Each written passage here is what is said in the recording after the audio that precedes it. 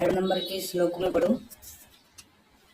इसमें लिखा है, देखो, दीर्घम अनवीक्षण भरद्वाजम उपागते इंद्रम उग्रतपा बुद्ध्वा शरण्यम अमरेश्वरम।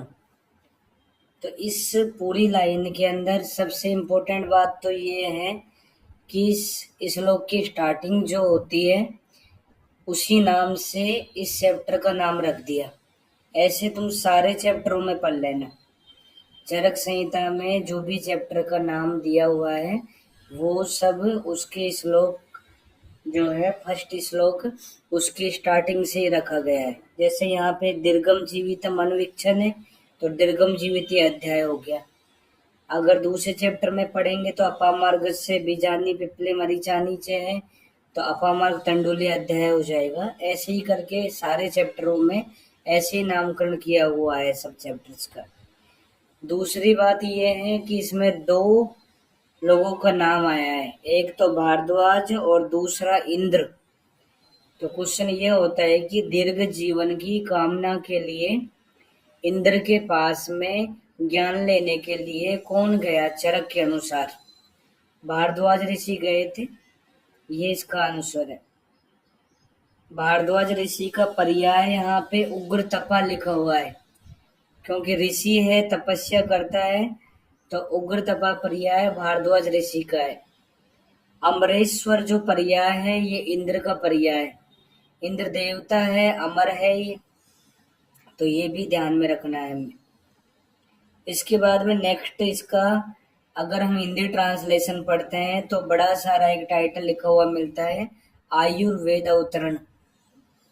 आयुर्वेद किस तरह से पृथ्वी लोक पे अवतरित हुआ उसके बारे में बताया है। तो सबसे पहले एरो लगा के लिख लो, संपूर्ण चरक संहिता में 2 बार आता है आयुर्वेद अवतरण, जो है संपूर्ण चरक संहिता में 2 बार आता है। ब्रैकेट में लिखना चरक सूत्र 1, चरक सूत्र 1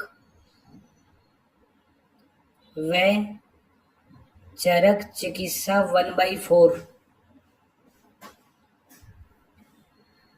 चरक सूत्र 1 व चरक चिकित्सा 1/4। 1/4 का मतलब है रसायन का चौथा पाद। रसायन पहला चैप्टर है और इसका जो 4th पाद है उसका नाम है आयुर्वेद समुत्थानीय अध्याय। तो उसके नाम में ही आयुर्वेद समुत्थानीय लिखा हुआ है, तो वहां पे आयुर्वेद अवतरण दूसरी बार बताया है। तो ऐसे सोच सकते हैं कि 2 बुक पढ़ते हैं हम, एक पूर्वार्ध और दूसरी उत्तरार्ध। तो उत्तरार्ध में भी फर्स्ट चैप्टर है और पूर्वार्ध में भी फर्स्ट चैप्टर है। इसके बाद में यही लिख लो, सुश्रुत संहिता में सुश्रुत सूत्र 1, सुश्रुत सूत्र 1, वाग्भट सूत्र 1, वाग्भट सूत्र 1। वाग्भट जब भी बोलूंगा, जब भी मैं वाग्भट नाम लूंगा तो तुम दोनों समझना। वहां पे दोनों मतलब अष्टांग संग्रह और अष्टांग हृदय दोनों समझना। तो इन दोनों में पहले चैप्टर में ही बताया है, एक जगह पे ही बताया है, तो इसका रेफरेंस पता होना चाहिए आयुर्वेद अवतरण का। जो जो रेफरेंसेज आएंगे उनको एक डायरी में लिखते रहना। इसके बाद में 4 नंबर का श्लोक, आयुर्वेद अवतरण कैसे है। फर्स्ट ब्रह्मा, आयुर्वेद का सबसे पहले ज्ञान जो हुआ वो ब्रह्मा जी को हुआ था। ब्रह्मा के बाद में प्रजापति, दक्ष प्रजापति, दक्ष प्रजापति है दूसरे नंबर पे। अश्विनव वश्विनव करके लिखा हुआ है, संधि विच्छेद करके पढ़ोगे तो अश्विन कुमार करके हम बोल सकते हैं। इन्होंने दक्ष प्रजापति से ज्ञान लिया, इनसे इंद्र ने ज्ञान लिया, नेक्स्ट लाइन में लिखा है भगवान शक्र। शक्र जो है वो इंद्र का पर्याय है। अमरेश्वर भी बताया था अभी, और आएंगे अभी आगे इंद्र के बहुत सारे पर्याय बताए। तो शक्र इंद्र ने जान लिया, और इनसे भारद्वाज, इसी लाइन में भारद्वाज लिखा हुआ मिलेगा। इंद्र के बाद में आयुर्वेद भारद्वाज के पास पहुंचा। श्लोक नंबर 30 पे आओ। 30 नंबर का श्लोक, इसी चैप्टर में श्लोक नंबर 30 उससे कंटिन्यू पढ़ते हुए चलो। देखो भारद्वाज तक पहुंच गया। उसके बाद में अथ मैत्री परह पुण्यम आयुर्वेदम पुनर्वसु, उनसे पुनर्वसु आत्रेय ने ज्ञान लिया। फिर उन्होंने अपने 6 शिष्यों को ज्ञान दिया। शिष्येभ्यो दत्तवान षडभ्य, 6 शिष्य हुए हैं। कौन से? नेक्स्ट लाइन में याद रखना है सभी का नाम। अग्निवेश, भेल, जतुकरण, पराशर, हारित, क्षारपाणी। भेल भेड़, भेड़ भी लिखा है ब्रैकेट में, ऐसे भी बोल देते हैं बहुत जगह पे। तो अगर इनमें से ऐसे भी पूछ सकते हैं बहुत बार कि क्षारपाणी के गुरु का नाम बताओ, तो क्षारपाणी के गुरु का नाम बताना है तो आत्रेय पुनर्वसु ही बोलना है।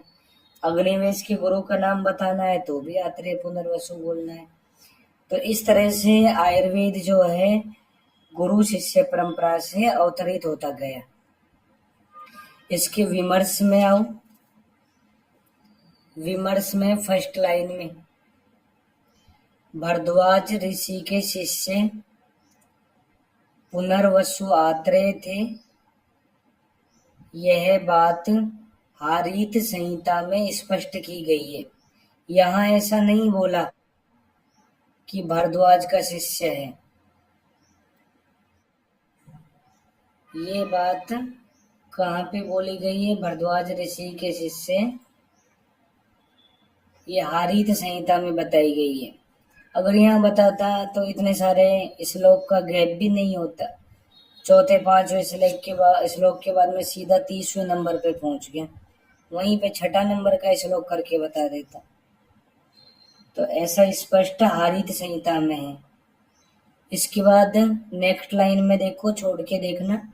वाग्भट ने आत्रेय को इंद्र का शिष्य माना। तो ऊपर लिखो, ऊपर पेज पे इंद्र लिखना, और इंद्र में 4 एरो बना के लिखो। इंद्र से 4 एरो बनाओ ऐसे। फर्स्ट एरो में लिखो भारद्वाज, फर्स्ट एरो में भारद्वाज। इसके ब्रैकेट में लिखो चरक, चरक लिखना। दूसरे एरो में धन्वंतरी, धन्वंतरी। इसके ब्रैकेट में सुश्रुत।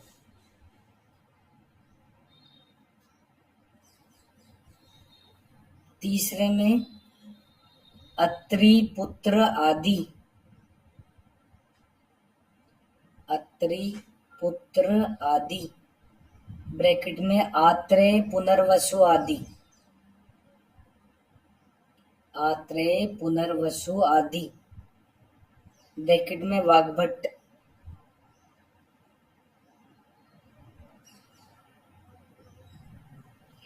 चौथे एरो में लिखो कश्यप, कश्यप लिखना, कैश्यप, काश्यप नहीं कश्यप। अत्रि, अत्रि, भृगु, भृगु, वशिष्ठ। कश्यप, अत्रि, भृगु, वशिष्ठ। ब्रैकेट में लिखो काश्यप। काश्यप संहिता में इंद्र से ज्ञान कश्यप, अत्रि, भृगु, वशिष्ठ इन्होंने लिया। अब यहाँ पे मैंने तुम्हें 4 संहिताओं के नाम बताए। एक चरक संहिता, दूसरी सुश्रुत संहिता, तीसरी वाग्भट जिसमें दोनों आ जाती है। और चौथी संहिता काश्यप संहिता। इन चारों संहिताओं में से कौन से आयुर्वेद अवतरण में दक्ष प्रजापति का नाम नहीं आता, बताओ। काश्यप संहिता में। हाँ? लिख लो ये यहीं पास में। काश्यप जो चल रहा है इसमें एरो लगा के लिख देना। काश्यप में एरो लगा के लिखना। दक्ष प्रजापति नहीं,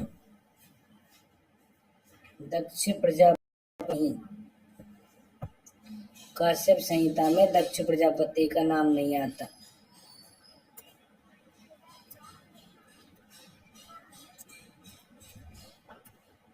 इसके बाद में नेक्स्ट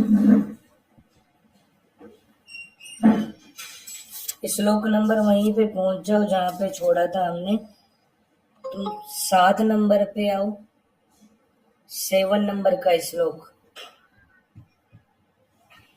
7 नंबर में ऐसी लाइन लिखी हुई मिलेगी, पार्श्वे हिमवत है शुभे। हिमालय पर्वत के पार्श्व में एक सुंदर जगह पे एक संभाषा हुई थी। उसी को ध्यान में रखते हुए ऊपर एक लाइन लिखो। संपूर्ण चरक संहिता में, संपूर्ण चरक संहिता में 7 संभाषा हुई। संपूर्ण चरक संहिता में 7 संभाषा हुई। ब्रैकेट में लिखना। चरक सूत्र 1, 12, 25, 26। चरक सूत्र 1, 12, 25, 26। 4 तो ये चैप्टर है सूत्र स्थान के। इसके बाद में चरक शारीर 3, 6। चरक शारीर 3, 6।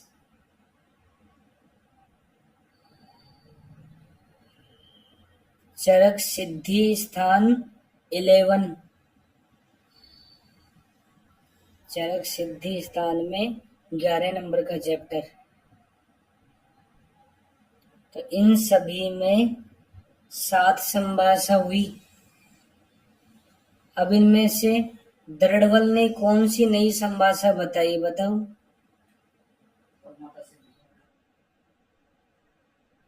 चरक सिद्धि 11 की। तो दृढ़बल ने ही ऐड किया था सिद्धि स्थान। तो दृढ़बल ने ये वाली संभाषा बताई नई। बाकी तो सब लिखता ही है, लेकिन ये वाली नई संभाषा बताई। चरक ने 6 ही संभाषा बताई। उसको पता नहीं था कि फल मात्रा सिद्धि में भी संभाषा है, क्योंकि 41 अध्याय उसने कम ऐड किए थे 120 में से। तो जो हमारी फर्स्ट संभाषा है, इनको याद करने के लिए ऐसे याद कर सकते हो कि 1 नंबर के चैप्टर में 1 हो गई, तो 1 के बाद में 2 लिखोगे तो 12 पे पहुंच जाओगे। 12 का डबल करते हैं तो 24 होता है, तो 25 बोलना तुम। 25 के बाद में 26। ऐसे तो 4 चैप्टर सूत्र स्थान के हो गए। दूसरा, अगर शारीर में बात करते हैं तो तीसरा, छठा। और अगर सिद्धि की बात करते हैं तो 11 नंबर का। अब इनमें ना महर्षि आए थे। तो श्लोक नंबर जो अभी हमने 7 नंबर का पढ़ा है, इसके विमर्श में सेकंड लाइन पढ़ो। विमर्श में सेकंड लाइन कि उपवास का अर्थ भोजन नहीं करना यह लेना चाहिए। भोजन नहीं करना यह नहीं लेना चाहिए। इसका अर्थ शरीर से शोषणम लेना चाहिए। इस श्लोक में लिखा है उपावृतस्य पापेभ्य सहवासो गुणे ही उपवास सैविज्ञेयो न शरीरस्य शोषणम। पाप से बचाता है, शरीर का शोषण नहीं करता है। पाप से बचाता है, शरीर का शोषण नहीं करता, ऐसे सोचना चाहिए। और यहाँ ऐसे लिख लो उपवास के दो प्रकार। सोचने कितने प्रकार होते हैं, तो दो प्रकार करना है। उपवास दो प्रकार का होता है।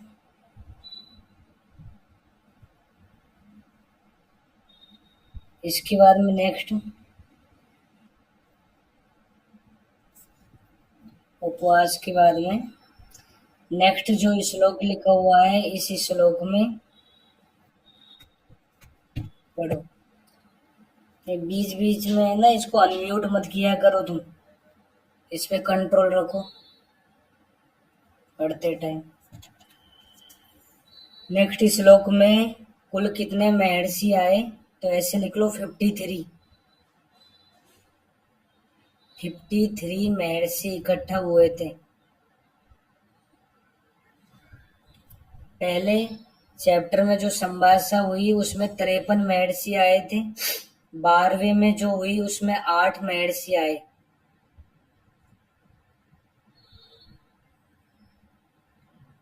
25 में 9 और 26 में 10। सूत्र स्थान के तो याद रखो, 8 9 10 करके बोल देना सीधा। यहाँ 53 53 हो गए, उसके बाद में 8 9 10। 12वें चैप्टर में 8, 25 में 9 और 26 में 10। इनके नाम कुछ देखने हैं। फर्स्ट लाइन में पढ़ो कश्यप। कश्यप भी आया था। आत्रेय। सेकंड लाइन में भिक्षु भिक्षु आत्रेय। भिक्षु आत्रेय। नेक्स्ट लाइन में च्यवन। च्यवन। एक लाइन छोड़ के अगली लाइन में मारीच काश्यप। मारीच काश्यप। नेक्स्ट लाइन में मैत्रेय। मैत्रेय। इसी लाइन में वैखानस बालखिल्य। ऐसे 5 7 नाम देखना कि ऐसे आचार्य आए थे। वैखानस बालखिल्य। अब इनमें कृष्ण आत्रेय नहीं आया। कृष्ण आत्रेय लिख के क्रॉस लगा देना। आत्रेय है, भिक्षु आत्रेय है, मैत्रेय है, लेकिन कृष्ण आत्रेय नहीं है।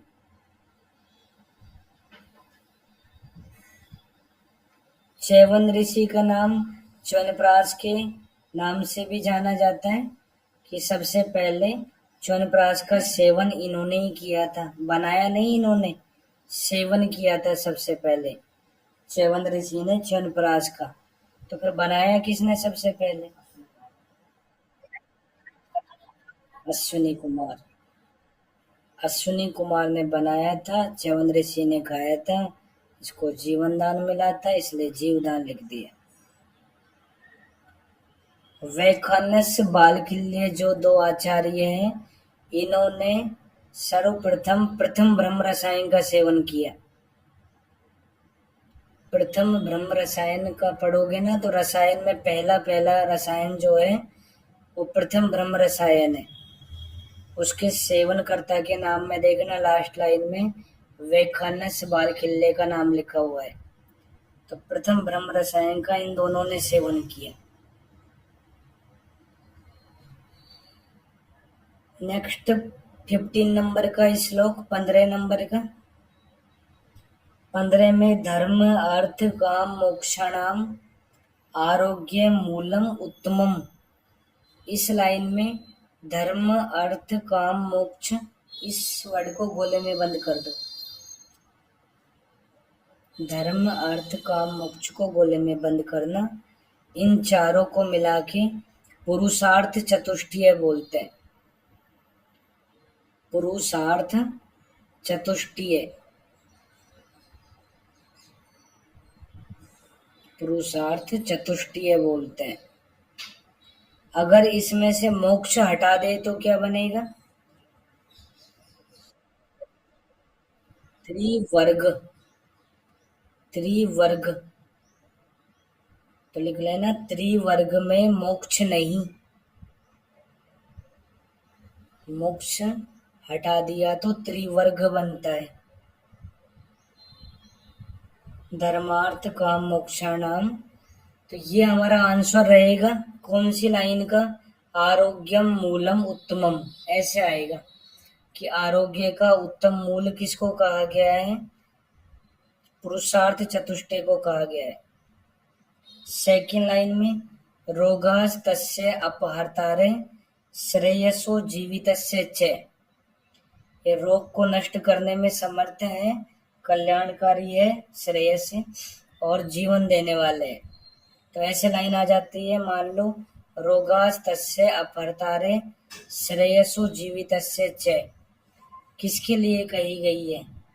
तो इसका आंसर भी पुरुषार्थ चतुष्टय करना।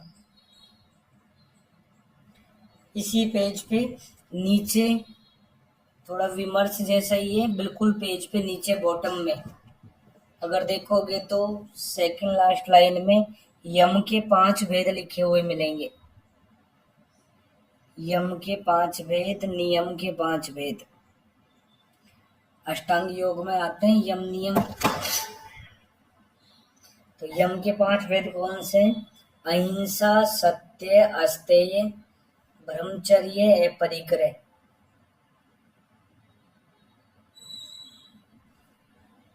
अहिंसा, सत्य, अस्तेय। अस्तेय का मतलब चोरी नहीं करना। नियम, नियम में सोच, संतोष, तप, स्वाध्याय, ईश्वर प्रणिधान, ऐसे 5 नियम होते हैं। 17 नंबर का श्लोक। अब ये सारे जो आचार्य इकट्ठे हुए थे ना, 53, तो इनमें एक बात को लेके एक मत होना पड़ा। कौन सी बात? अथ ते शरणम सक्रम, कि इंद्र की शरण में जाएगा कौन? इंद्र की शरण में आयुर्वेद का ज्ञान लेने के लिए किसको भेजे? इससे संबंधित संभाषा थी ये जो। तो दूसरी लाइन में लिखा है अमर प्रभु। अमर प्रभु भी इंद्र का पर्याय। 18 नंबर के श्लोक में आओ, 18 नंबर में कह सहस्त्राक्ष भवनम गच्छेत प्रष्टुम सचिपतिम। सहस्त्राक्ष भी इंद्र का पर्याय है। सहस्त्राक्ष, सहस्त्र योनि, इंद्र को बोलते हैं। सचिपति इंद्र को बोलते हैं, उनकी पत्नी का नाम सची था। और क्वेश्चन क्या है? के मतलब कौन जाएगा? तो के का मतलब है भरद्वाज। इंद्र के पास में ज्ञान लेने के लिए 53 महर्षि में से लीडर बना के किसको भेजा गया? भरद्वाज को भेजा गया। क्यों भेजा गया भरद्वाज को? इसके लिए दूसरी लाइन में लिखा है अहम अर्थे नियुज्ये अयम अत्र इति प्रथमम वचे। उन्होंने खुद आगे चल के बोला कि मुझे इसमें नियुक्त किया जाए। जैसे क्लास में बोलते ना कि किसको पता है? सर मुझे पता है, मुझे आता है।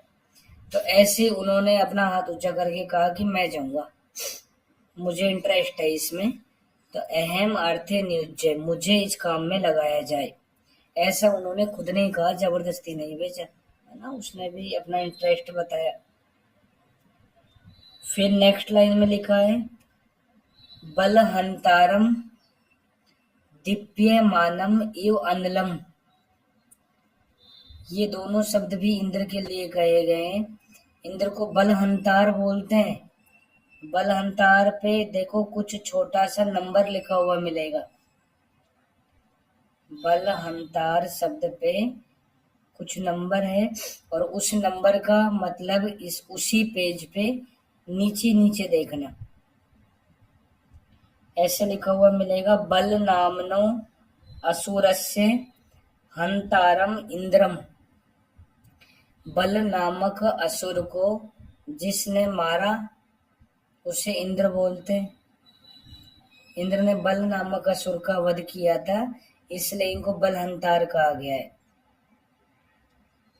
दीप्यमानम इवंदलम, अग्नि के समान दीप्यमान है ये। फिर नेक्स्ट लाइन में सुरेश्वर लिखा हुआ है। अमरेश्वर, सुरेश्वर इंद्र को ही बोलना है। लास्ट लाइन में 23 में सतकीर्तु, सतकीर्तु भी इंद्र का ही पर्याय है। ये सारे पर्याय इंद्र के होते हैं। 24 नंबर के श्लोक में त्रिसूत्र वर्ड को गोले में बंद करना। त्रिसूत्र शब्द को गोले में बंद कर लो। अब हमारे क्वेश्चन का आंसर त्रिसूत्र रहने वाला है। कौन कौन से क्वेश्चन का आंसर? फर्स्ट क्वेश्चन है हेतु लिंग औषध ज्ञानम। हेतु लिंग औषध तीनों को मिला के त्रिसूत्र बोलते हैं। और क्या बोलते हैं कल बताया था? त्रिस्कंद, त्रिस्कंद भी बोलते हैं। त्रिसूत्र या त्रिस्कंद एक ही बात है। स्वस्थ आतुर परायणम, स्वस्थ प्लस आतुर प्लस पर प्लस अयन। स्वस्थ और रोगी दोनों के लिए, पर मतलब श्रेष्ठ, अयन मतलब मार्ग है। स्वस्थ और रोगी दोनों के लिए उत्तम मार्ग बताया है इसको। शाश्वतम पुण्यम बुबुद्धे यम पितामह, तो ये शाश्वत है त्रिसूत्र रूपी आयुर्वेद। पुण्य है जिसको सर्वप्रथम पितामह ब्रह्मा ने स्मरण किया। ये लाइन भी आ जाए संस्कृत में तो त्रिसूत्र के लिए ही करना। विमर्श में देखो आउटलाइन बनी हुई नजर आएगी। त्रिसूत्र आयुर्वेद को आउटलाइन में समझाया है। तो फर्स्ट हेतु सूत्र, दूसरा लिंग सूत्र, तीसरा द्रव्य सूत्र। तो हेतु सूत्र में सारे रोगों के जो 3 कारण होते हैं वो आते हैं। काल, असात्मेंद्रियार्थ संयोग और कर्म। काल का मतलब अति योग, मिथ्या योग और हीन योग के नीचे देखो परिणाम लिखा हुआ है। काल का मतलब परिणाम होता है। समय आता है तो नतीजा अपने आप पता चल जाता है। परिणाम मतलब नतीजा, समय आने पे पता चलता है। कर्म, कर्म का मतलब ऐसे ही प्रज्ञापराध लिखा हुआ है।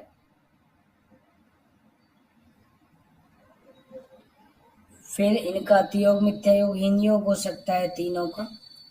लिंग सूत्र के अंदर पूर्व रूप, रूप, उपसय, अनुपसय और संप्राप्ति। निदान नहीं है इसमें, निदान क्रॉस कर देना। निदान पंचक में से निदान को हटा दिया। निदान जो है वो हेतु सूत्र में आते हैं। इसके बाद में द्रव्य सूत्र। द्रव्य सूत्र में 3 तरह की औषधियां या द्रव्य होते हैं। दोष शामक, दोष प्रकोपक और स्वास्थ्य के लिए हितकारी। ऐसे 3 औषधियां होती है। 25 नंबर का श्लोक। 25 में सो अनंत पारम त्रिस्कंदम आयुर्वेदम महामति। त्रिस्कंद को ब्लैंक कर लो। तो महामति मतलब भारद्वाज ऋषि ने इस अनंत अनादि त्रिस्कंद रूपी आयुर्वेद को प्राप्त कर लिया इंद्र से। और इंद्र से प्राप्त करने के बाद में उनकी आयु सुख वाली हो गई और उन्होंने इसका ज्ञान पृथ्वी लोक पे आके पुनर्वसु को दिया। आत्रेय को दिया और फिर उन्होंने इस परंपरा को आगे चलाया। तो 26 नंबर में पढ़ो, लिखा है तेन आयु अमितम लेभे भरद्वाजे सुखान्वितम। भरद्वाज ऋषि ने सुखयुक्त आयु प्राप्त की इससे। ऋषिभ्यो अनधिकम, लेकिन ईमानदार था ये भरद्वाज ऋषि, ईमानदार था। इन्होंने कुछ भी नहीं छुपाया, जैसा इन्होंने सुना समझा वैसा की वैसा ही पृथ्वी लोक पे आके पुनर्वसु आत्रेय को बता दिया। तो लिखा है अन अधिकम, ज्यादा बड़ा चढ़ा के नहीं बताया। अन अवशेष्यन, और कुछ छुपाया भी नहीं। एज इट इज, जैसा इसने ज्ञान लिया वैसा की वैसा ही सबको बता दिया। इसके बाद में 28 नंबर का श्लोक। 28 के हेडिंग में लिखा है सठ पदार्थ विज्ञान। सठ पदार्थ विज्ञान इसी चैप्टर में बताएं 6 पदार्थ। इनका सीक्वेंस याद करना है। सामान्यम च विशेषम च गुणान द्रव्याणि कर्म च समवायम च तज्ज्ञात्वा तंत्रोक्तम विधिमास्थिता। इसी श्लोक को भी अपनी डायरी में लिखना। एक डायरी बना लेना, है ना, चेक करूंगा एक दिन। उसमें 2 पार्ट बनाना, एक तरफ एक शुरू में 20-30 पेज के, उसमें तो रेफरेंस लिख देना, लास्ट में 20-30 पेज में श्लोक लिखना। 10-12 श्लोक है, इनको पढ़ते रहना। तो सबसे पहले ये लिख लेना सामान्यम च विशेषम च वाला श्लोक। तो ये सीक्वेंस पता होना चाहिए सबको। चरक के अनुसार सड़ पदार्थ का क्रम जो होता है उसमें सबसे पहले सामान्य आता है और सबसे लास्ट में समवाय आता है। और सड़ पदार्थ के लिए क्या लाइन लिखी है? लेभीरे परमम सर्मम जीवितम चैपी एनित्वरम। इनका ज्ञान करने से परम शांति मिलती है। तो ऐसे तुमसे हिंदी में लिखा हुआ नहीं पूछेगा कि ज्ञान करने से परम शांति किसको मिलती है, ऐसा नहीं आएगा। ये संस्कृत की लाइन आएगी, लेभीरे परमम सर्मम जीवितम चैपी एनित्वरम किसके लिए कही गई है? तो आंसर सठ पदार्थ विज्ञान या 6 पदार्थ के लिए कही गई है। अब ये जो 6 पदार्थ है ना, ऐसे ही 6 पदार्थ वैशेषिक दर्शन बोलता है। तो लिख लो वैशेषिक दर्शन के अनुसार 6 पदार्थ। वैशेषिक दर्शन के अनुसार 6 पदार्थ है। तो यही नाम, लेकिन सीक्वेंस चेंज कर दिया। सीक्वेंस लिखो द्रव्य गुण कर्म, द्रव्य कोमा गुण कोमा कर्म कोमा सामान्य कोमा विशेष कोमा समवाय। द्रव्य गुण कर्म सामान्य विशेष समवाय। अब इस लाइन को देख के हमें कल वाली बात समझ में आती है। कल मैंने तुम्हें बोला था कि चरक संहिता के सूत्र स्थान के प्रथम अध्याय पे वैशेषिक दर्शन का प्रभाव पड़ा। तो प्रभाव पड़ा है वैशेषिक दर्शन में जो 6 पदार्थ बताए हैं वही 6 नाम यहाँ बताए, और सीक्वेंस ही तो चेंज किया है। तो इससे वो बात समझ में आ जाती है।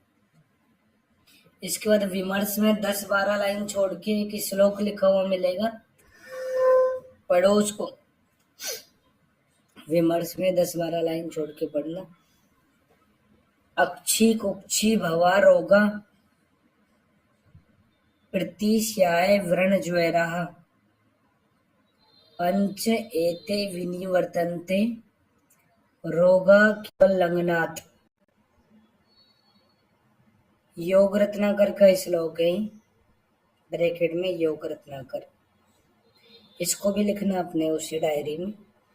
अक्षी कुक्षी रोग, तो 5 रोग ऐसे होते हैं जो केवल लंघन से ठीक होते हैं। पहला है नेत्र रोग, दूसरा उदर रोग, तीसरा प्रतिश्याय, चौथा व्रण और 5वां ज्वर। पंच एते का मतलब होता है पंच रात्रेण, इन सभी में 5 दिन तक लंघन कराना चाहिए। अक्षी कुक्षी भवा जैसे 5 रोग हैं, इनमें 5 दिन तक लंघन कराना चाहिए। इसके बाद में श्लोक नंबर आओ 32, 32 नंबर। 32 नंबर में लिखा है तंत्रस्य कर्ता प्रथमम अग्निवेशो। प्रथम तंत्रकर्ता कौन है? अग्निवेश। चरक संहिता के प्रथम तंत्रकर्ता कौन है? अग्निवेश।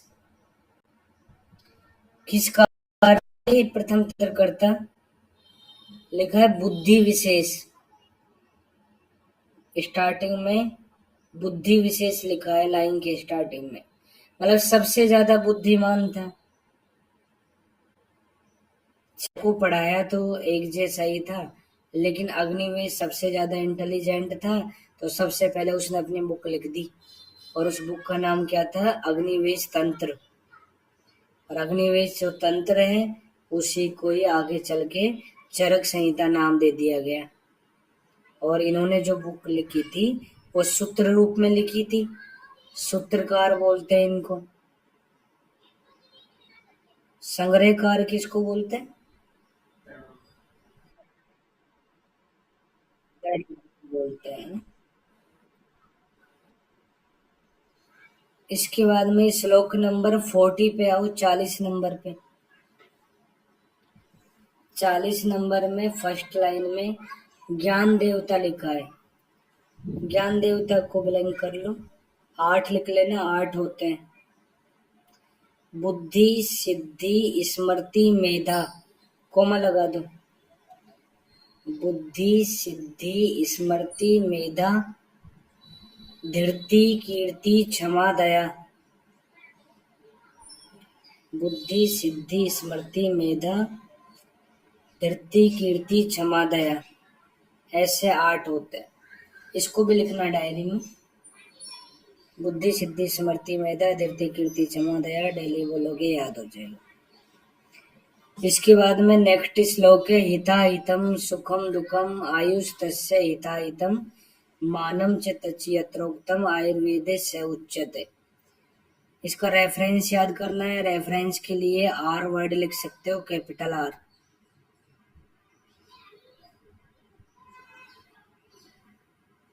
ऐसा शास्त्र जिसमें हित अहित सुख दुख आयु का मान जाना जाता है उसे आयुर्वेद बोलते हैं।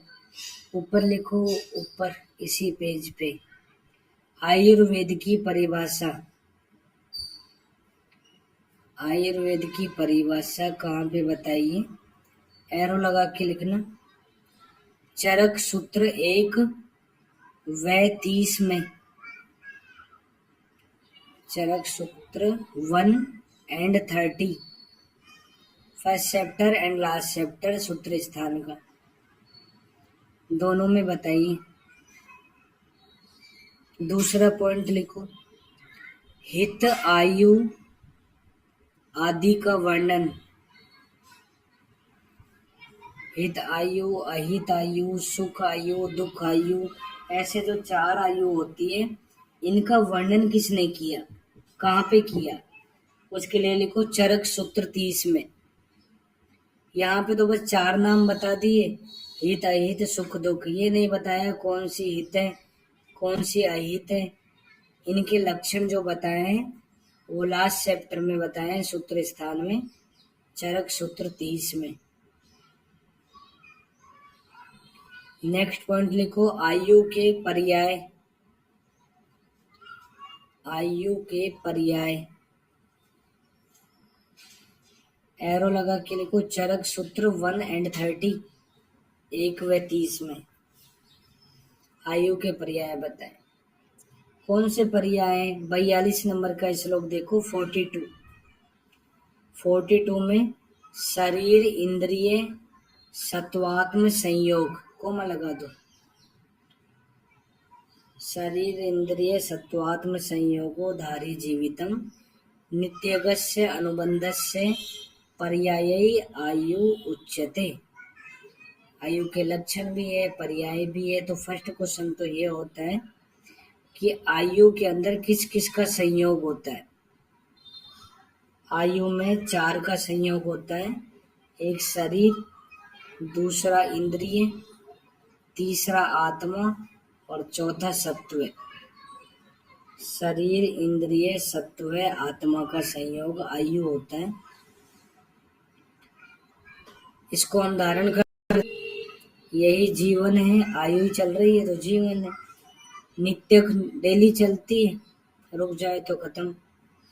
और अनुबंध, अनुबंध हमारे साथ साथ चलती है।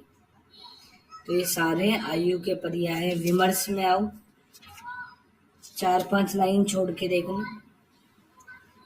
तत्र चेतना अनुवर्ती, तत्र आयुष चेतना अनुवर्ती। चेतना अनुवर्ती जो है ये आयु का पर्याय है। चेतना का अनुवर्तन करने वाली होती है, बाकी तो सेम ही है। जीवित, अनुबंध और धारी, ये 30वें चैप्टर में पढ़ने हैं हमें। तो चेतनावर्ती साथ साथ याद कर लेना। 43 नंबर का श्लोक, 43 में तस्य आयु से पुण्य तमो वेदो वेद विदाम मत। इसका रेफरेंस याद करो। इस आयुर्वेद को पुण्यतम वेद कहा गया है। लोकियो उभयो हितम, एरो लगा के लिख दो आयुर्वेद के लिए। लोकियो उभयो हितम, इस लोक में और परलोक में दोनों में हितकारी है। इस लोक में, परलोक में, दोनों में हितकारी है आयुर्वेद। इसके बाद में श्लोक नंबर, इस पे आओ, 53, 53 नंबर, 53 नंबर का श्लोक 53। 53 में धातु साम्य क्रिया च उक्ता तंत्रस्य अस्य प्रयोजनम, कल बताया था। ये अग्निवेश तंत्र का प्रयोजन है। चरक संहिता में तंत्र का प्रयोजन पूछे तो रेफरेंस याद करना। चरक सूत्र 1 में बताया है तंत्र का प्रयोजन, धातुओं को साम्य अवस्था में लाना। और अगर ऐसे पूछे आयुर्वेद का प्रयोजन, यहीं पास में लिख सकते हो। आयुर्वेद का प्रयोजन चरक सूत्र 30 में, आयुर्वेद का प्रयोजन चरक सूत्र 30 में बताया।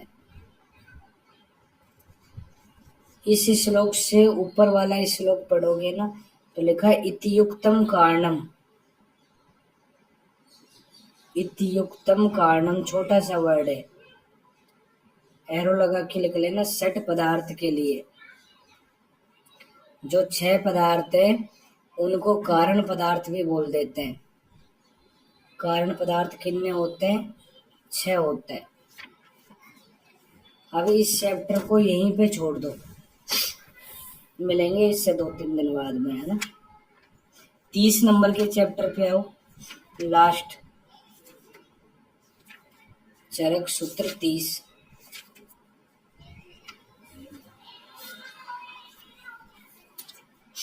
30 नंबर के चैप्टर में श्लोक नंबर 21 पे आना। चरक सूत्र 30 और 30 में श्लोक नंबर 21। 21 में फर्स्ट लाइन पढ़ो। चतुर्णाम ऋक् साम यजु अथर्ववेदानाम, 4 वेद होते हैं, ऋग्वेद, यजुर्वेद, सामवेद, अथर्ववेद, ऐसे 4 वेद होते हैं। तो जो आयुर्वेद है वो अथर्ववेद का उपवेद होता है। तो ऊपर लिख लो चारों के नाम, एक एक लाइन में लिखना। ऋग्वेद, उसके नीचे यजुर्वेद, यजुर्वेद के नीचे सामवेद, सामवेद के नीचे अथर्ववेद। ऋग्वेद में एरो लगा के लिखो धनुर्वेद। ऋग्वेद का जो उपवेद होता है वो धनुर्वेद होता है। यजुर्वेद स्थापत्य वेद। यजुर्वेद का उपवेद स्थापत्य वेद। सामवेद का गंधर्व वेद। सामवेद का उपवेद गंधर्व वेद होता है। और अथर्ववेद का आयुर्वेद। अथर्ववेद का आयुर्वेद। ऐसे अथर्ववेद बोलना, ऐसे आयुर्वेद बोलना। गंधर्व वेद में क्या होता है? नाचना, गाना, बजाना ऐसे होता है। तो सॉन्ग करके याद कर लो। सॉन्ग, हिंदी में सॉन्ग याद करना। सॉन्ग से क्या याद होगा? सो से सामवेद, गे से गंधर्व वेद। यजुर्वेद वाले को यश करके याद कर लेना। यश, ये से यजुर्वेद, से स्थापत्य वेद। और ऋग्वेद को रिद्धि, रिद्धि शब्द बोलना। रिद्धि सिद्धि होती है। ऋ से ऋग्वेद, ध से धनुर्वेद। अब ये बताओ कि आयुर्वेद को पंचम वेद कौन मानता है? काश्यप। ना लिख लो। काश्यप ने आयुर्वेद को पंचम वेद माना। काश्यप ने आयुर्वेद को पंचम वेद माना।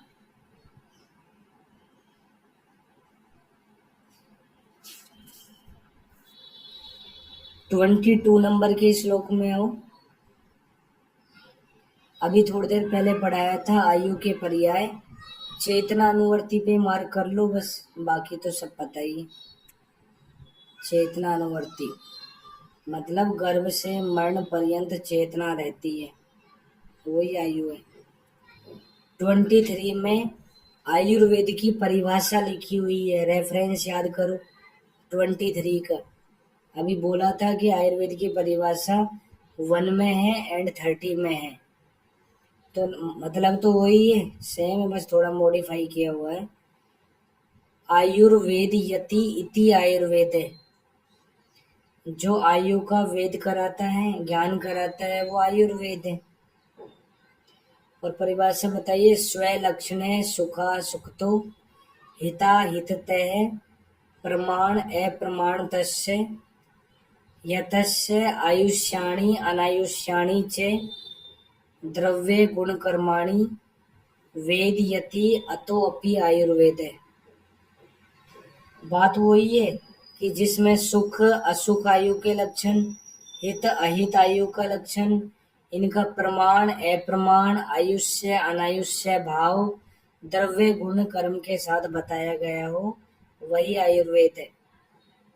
तो ये दोनों बातें आयुर्वेद की परिभाषा को ही बताती है। अब यहाँ पे देखो इनके लक्षण बताएं। नेक्स्ट श्लोक में हेडिंग देखना, सुख और असुख आयु के लक्षण। हमने वहां नहीं पढ़े, वहां तो बस तुरंत उसके बाद में आयु के पर्याय पढ़ लिए थे। यहाँ बताया इसलिए वहां पे हमने रेफरेंस में याद किया था कि 30वें चैप्टर में पढ़ना है हमें। कुछ नहीं पढ़ना, बस हेडिंग पे मार्क कर लो, सुख और असुख आयु के लक्षण। नेक्स्ट श्लोक में उसमें भी हेडिंग पे देखो, हित और अहित आयु के लक्षण। हित और अहित आयु के लक्षण। इसमें इस श्लोक में दूसरी लाइन पढ़ो, लिखा है ज्ञान विज्ञान उपशमशीलस्य वृद्ध उपसेविने। ज्ञान संपन्न, विज्ञान संपन्न या शांति संपन्न या वृद्धों की सेवा करने वाला जो भाव होता है वो हित आयु को बताता है। हित आयु के लिए करना। 25 नंबर में फर्स्ट लाइन में प्रमाणम आयुष्य, आयु का प्रमाण कैसे समझना होता है। दूसरी लाइन में इसको समझने के लिए सबसे छोटी यूनिट होती है क्षण। बोलते हैं ना क्षण भर में मर गया हो तो। क्षण, क्षण के बाद में मुहूर्त, मुहूर्त में हो सकती है आयु। एक मुहूर्त कितनी मिनट के बराबर होता है? 48, 48 मिनट के बराबर होता है। एक मुहूर्त में 48 मिनट होते हैं। इसके बाद में दिवस, दिन में क्या क्या हो सकते हैं? 3 दिन, 5 दिन, 7 दिन, 10 दिन, 12 दिन, 15 दिन, कुछ भी बोल दो। इसके बाद में मासात, 1 मास, षणमासात, 6 मास, संवत्सर, वर्ष में भी हो सकती है आयु। नेक्स्ट श्लोक में मरण के पर्याय बताए। नेक्स्ट लाइन के अंदर, नेक्स्ट श्लोक नहीं, इसी में नेक्स्ट लाइन। तत्र स्वभाव प्रवर्ते उपरमो मरणम अनित्यता निरोधे इति एको अर्थ है। तो मरण को ब्लैंक कर लो। मरण क्या है? स्वभाव है। मृत्यु स्वाभाविक रोग होती है। प्रवृत्ति ऊपर में जो हम डेली काम करते हैं, शारीरिक मानसिक जो प्रवृत्ति होती है, जब उसका उपरम हो जाए वही मरण है। अनित्यता है ये। निरोध, निरोध मतलब जीवन गति का रोध होना, वही निरोध है। रुक गई, मर गया वो। इति एको अर्थ है। इति एको अर्थ का मतलब है आपस में पर्यायवाची है। इति एको अर्थ आपस में एक दूसरे के सिनोनिम्स होते हैं। इसके बाद 26 नंबर का श्लोक, इसमें आयुर्वेद का प्रयोजन बताया है। तंत्र का प्रयोजन तो पहले चैप्टर में पढ़ा, ये यहाँ पढ़ रहे हैं। रेफरेंस ये भी याद रखो। प्रयोजनम च अस्य स्वस्थस्य स्वास्थ्य रक्षणम आतुरस्य विकार प्रशमनम च। तो पहला प्रयोजन होता है स्वस्थ के स्वास्थ्य की रक्षा करना, और दूसरा होता है आतुर के विकार का शमन करना। सुश्रुत संहिता में आयुर्वेद का प्रयोजन और वाग्भट संहिता में आयुर्वेद का प्रयोजन पहले चैप्टर में बताया है, सूत्र स्थान में। यहाँ 30वें चैप्टर में सुश्रुत का जो प्रयोजन है ऐसा ही है, लेकिन इसके अपोजिट है। सुश्रुत पहले व्याधि उपसृष्टा नाम व्याधि परिमोक्ष स्वस्थस्य रक्षणम च, ऐसे लाइन आती है। पहले व्याधि को दूर करने के लिए बोलता है और दूसरे नंबर पे स्वस्थ के स्वास्थ्य की रक्षा के लिए बोलता है। दूसरे नंबर पे स्वस्थ के स्वास्थ्य की रक्षा के लिए बोलता है। चरक ने जो अपना एक ग्रंथ लिखा है चरक संहिता, ये इसी प्रयोजन को ध्यान में रखते हुए लिखा है।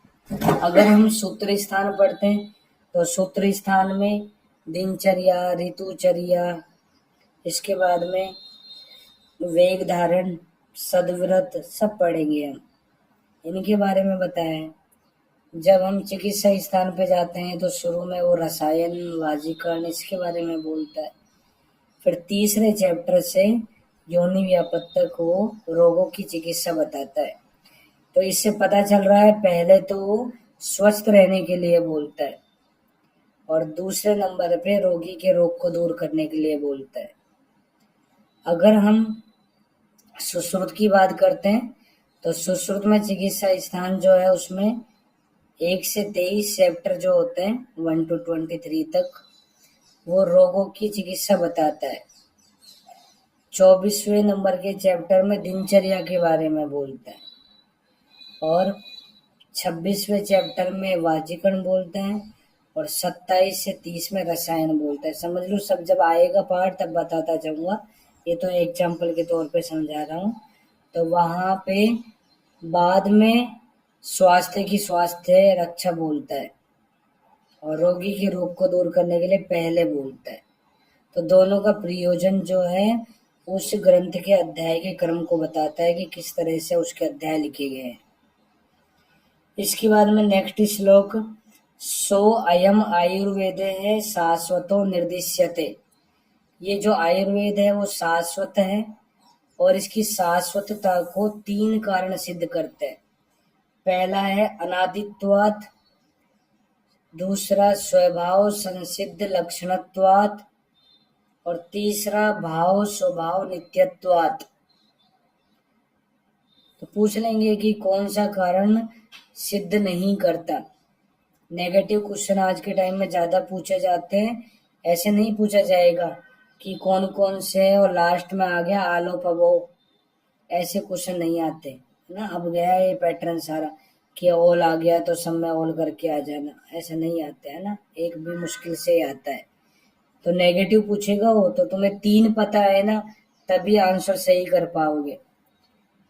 तो अनादित्वाद होता है, स्वभाव से सिद्ध होता है, भाव स्वभाव का लक्षण होता है उसमें नित्यता से, इससे आयुर्वेद शाश्वत होता है। इस श्लोक नंबर 28 में आओ। 28 के अंदर अष्टांग आयुर्वेद के बारे में बताया।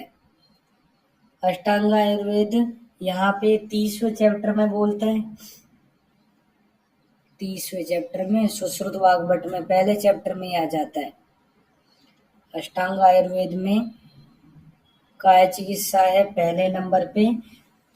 चरक संहिता जो है ये चिकित्सा प्रधान ग्रंथ है, तो इसमें काय चिकित्सा को फर्स्ट नंबर पे रखा है। शालाक्य दूसरे नंबर पे, शल्य तंत्र तीसरे नंबर पे। शालाक्य में दो जैसा नजर आ रहा है, इसको दूसरे नंबर पे रखना। शल्य अपहार्तक शल्य तंत्र को 3 नंबर पे रखो। फिर विषगर वैरोधिक प्रशमन, इसको विचार करके याद कर लेना। विचार नाम इतना बड़ा है, विचार करना पड़ेगा। 20 से विषगर वैरोधिक प्रशमन 4 से 4 नंबर पे। और हिंदी पढ़ोगे इसकी तो ब्रैकेट में अगत तंत्र लिखा है। सुश्रुत इसे अगत तंत्र बोलता है। विषगर वैरोधिक प्रशमन को सुश्रुत ने अगत तंत्र कहा। वाग्भट दंष्ट्रा बोलता है, दंष्ट्रा दैपे बिंदी 66 कोंट्रा, वाग्भट ने दंष्ट्रा कहा। कौटिल्य अर्थशास्त्र,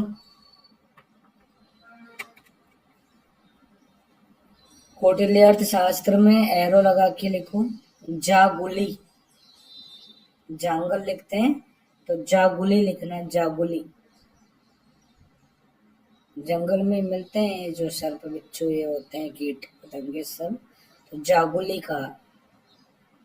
कौटिल्य अर्थशास्त्र के जो रचयिता है विष्णुगुप्त चाणक्य। कुटिल नीति होती है चाणक्य की। विष्णुगुप्त चाणक्य कौटिल्य अर्थशास्त्र के रचयिता है। इसके बाद में भूत विद्या, ऐसे याद करना, पंचमहाभूत। पंचमहाभूत भूत विद्या 5वें नंबर पे। कौमार वृत्ते 6ठे नंबर पे है, इसको छोड़ देना, याद आ जाएगा, बाकी याद कर लो। रसायन, रसायन में सा लिखा हुआ है, सा से 7वें नंबर पे। सभी संहिताओं में रसायन 7वें नंबर पे ही है। और वाजीकरण 8वें नंबर पे। वाजीकरण भी लास्ट में ही आता है। इसके बाद में नेक्स्ट श्लोक में फर्स्ट लाइन कल पढ़ी थी, ब्राह्मण राजन्य वैश्य, तीनों को अध्ययन करने के लिए बोलता है, अलग अलग काम के लिए। अनुग्रहार्थम प्राणी नाम, प्राणियों पे दया की दृष्टि से ब्राह्मण को अध्ययन करना चाहिए। आरक्षार्थम, खुद की रक्षा या दूसरे की रक्षा के लिए। राजन्य, वैश्य को अध्ययन करना चाहिए, वैश्य नहीं राजा क्षत्रिय को अध्ययन करना चाहिए। और वृत्ति के लिए वैश्य वृत्ति, वैश्य वैश्य व्यापारी, इनको अध्ययन करना चाहिए। और धर्म अर्थ काम सभी के परिग्रह के लिए सभी को करना चाहिए, कोई भी वर्ण का अध्ययन कर सकता है धर्म अर्थ काम की रक्षा के लिए। अब ये धर्म अर्थ काम को हम त्रिवर्ग बोलते हैं, तो इसके लक्षण या परिभाषा बताता है कि धर्म क्या होता है, अर्थ क्या होता है, काम क्या होता है। तो यहीं लिख लो त्रिवर्ग का वर्णन। त्रिवर्ग का वर्णन कहाँ पे किया है? इस 30वें चैप्टर में। धर्म क्या होता है? नेक्स्ट लाइन में, मातृ पितृ भ्रातृ बंधु गुरुजनस्य, इनकी सेवा करना, इनकी बातों को मानना, ये क्या होता है? धर्म। दूसरी लाइन में लिखा है, अगली लाइन में, आयुर्वेदोक्तम अध्यायत्म अनुध्यायति, और मन लगाकर आयुर्वेद का अध्ययन करना, क्योंकि हमारी अब आगे आजीविका का साधन यही है आयुर्वेद, इसी से रोजी रोटी चलेगी सबकी। तो इसके लिए पवित्र रहना चाहिए, मन से जेनुइन रहना चाहिए, आयुर्वेद की अच्छी अच्छी बातें बोलनी चाहिए। सो अस्य परो धर्म है, यही धर्म है। इसके बाद में नेक्स्ट लाइन में, सुख उपहार निमित्ता, सुख से संबंधित जो भी सामग्री वगैरह होती है उनकी प्राप्ति के लिए बढ़ना। दूसरी लाइन में क्या लिखा है? अगली लाइन में, सो अस्य अर्थ, ये अर्थ होता है। अगली लाइन में, सम्मान संश्रूषा, अभी सारे काम करने से, अच्छे काम करोगे तो बहुत आगे बढ़ोगे, आगे बढ़ोगे तो सम्मान मिलेगा, सेवा भाव मिलेगा। तो ये सब किस में आएंगे? सो अस्य काम, काम के अंदर आता है। इसके बाद में 30 नंबर का श्लोक, 30 नंबर का, 30 नंबर में फर्स्ट लाइन पढ़ो, अथ विसग आदित एव विसजा पृष्ठव्यो अष्टविधम भवति। एक वैद्य दूसरे वैद्य की परीक्षा के लिए 8 प्रश्न करता है। एक वैद्य दूसरे वैद्य की परीक्षा कितने क्वेश्चन करता है? 8 क्वेश्चन करता है, याद रखना, 8 प्रश्न पूछता है। वो 8 प्रश्न क्या है? तंत्र तंत्रार्थ, स्थान स्थानार्थ, अध्याय अध्यायार्थ,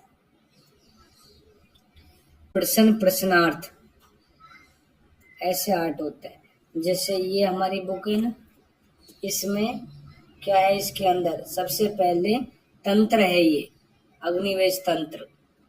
इसके अंदर 8 स्थान है। उन 8 स्थान के अंदर 120 अध्याय, और 120 अध्याय के अंदर बहुत सारे प्रश्न या श्लोक बताए गए हैं। तो ये 4 अगर नाम याद आ जाए तो बाकी 4 के पीछे तो अर्थ लगा देना। तंत्र के पीछे तंत्रार्थ, स्थान के पीछे स्थानार्थ, इसके बाद अध्याय के बाद में अध्यायार्थ, और प्रश्न के बाद में प्रश्नार्थ।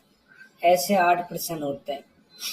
किस लिए किए गए हैं? एक वैद्य दूसरे वैद्य की परीक्षा करता है। जैसे 31 नंबर पे आओ, आयुर्वेद के पर्याय या तंत्र के पर्याय बताएं। आयुर्वेदम शाखा विद्या सूत्रम ज्ञानम शास्त्रम लक्षणम तंत्रम इति अनर्थांतरम। अनर्थांतरम का मतलब पर्यायवाची होता है। तो इसके लिए वर्ड लिख लो, आशुविश, आशुविश ज्ञानशालत, आशुविश ज्ञानशालत। आ से बनेगा आयुर्वेद, सु से सूत्र, वी से विद्या, स से शाखा बना देना, ज्ञान से ज्ञान, सा से शास्त्र, ल से लक्षण, त से तंत्र। ऐसे आपस में ये 8 पर्याय होते हैं। 32 नंबर में आओ, 32 नंबर, दूसरा पॉइंट है तंत्रार्थ। तंत्रार्थ में फर्स्ट लाइन में लिखा हुआ मिलेगा, शरीर वृत्ति हेतु व्याधि कर्म काल कर्तृ करण विधि विनिश्चय। तो 10 प्रकरण करके लिखा हुआ है। तंत्रार्थ के कितने प्रकरण होते हैं? 10 होते हैं। तंत्रार्थ के 10 प्रकरण है। तो ये 10 प्रकरण है ना, श्लोक में पढ़ोगे ना तो 9 ही लिखे हुए हैं, हिंदी में पढ़ोगे ना तो 10 लिखे हुए हैं। इसमें से देखो, काल के बाद में इन्होंने कार्य नहीं लिखा। हिंदी में तो कार्य लिखा हुआ है, लेकिन इस श्लोक में कार्य लिखना भूल गया। जिस बुक में नहीं है वहां लिख सकते हो कार्य। अब इनके नाम तो पढ़ने की जरूरत नहीं है, बस स्टार्टिंग देख लेना। शरीर वृत्ति से होती है, बस ये पता होना चाहिए तंत्रार्थ के कितने प्रकरण होते हैं। 10 प्रकरण होते हैं। 33 नंबर का श्लोक, अष्टौ स्थानानि, 8 स्थान होते हैं संहिता में। इनका सीक्वेंस पता होना चाहिए। श्लोक स्थान, श्लोक स्थान सूत्र स्थान को बोलते हैं।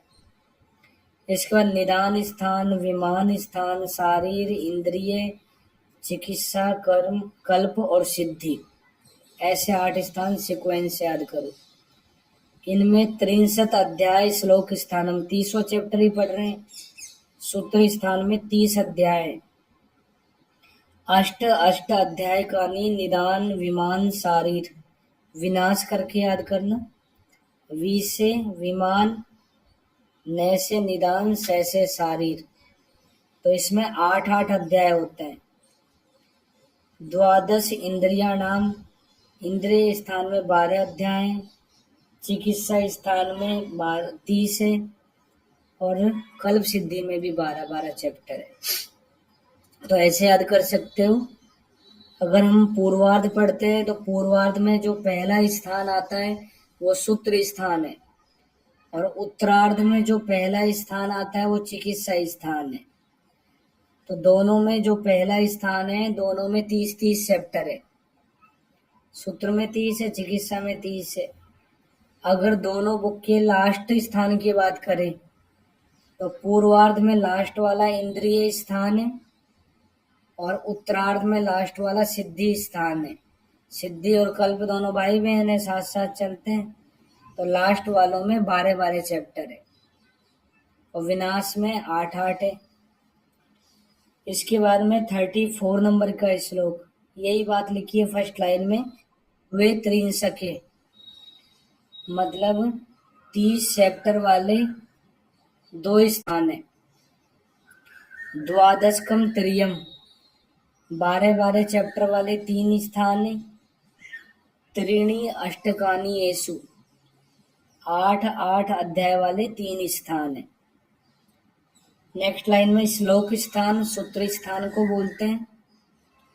औषध स्थान, औषध स्थान चिकित्सा स्थान को बोलते हैं। एरो लगा के लिख लेना, चिकित्सा स्थान, औषध स्थान, चिकित्सा स्थान। या रहस्य स्थान, चिकित्सा स्थान जो है रहस्य स्थान है। फिर अरिष्ट स्थान इंद्रिय स्थान को बोलते हैं। अरिष्ट स्थान इंद्रिय स्थान। विकल्प स्थान कल्प स्थान हो गया। फिर आश्रय स्थान शारीर स्थान को बोलते हैं। आश्रय स्थान शारीर स्थान, शरीर, मन, आत्मा, इन सब का आश्रय होता है। इसको काश्यप ने आत्मनिश्चय स्थान कहा। ऐसे लिख लो, आत्मनिश्चय स्थान, ब्रैकेट में काश्यप। शारीर स्थान को आत्मनिश्चय स्थान, ब्रैकेट में काश्यप ने कहा। काश्यप में आधा स नजर आता है, और आत्मनिश्चय स्थान में भी आधा स नजर आता है।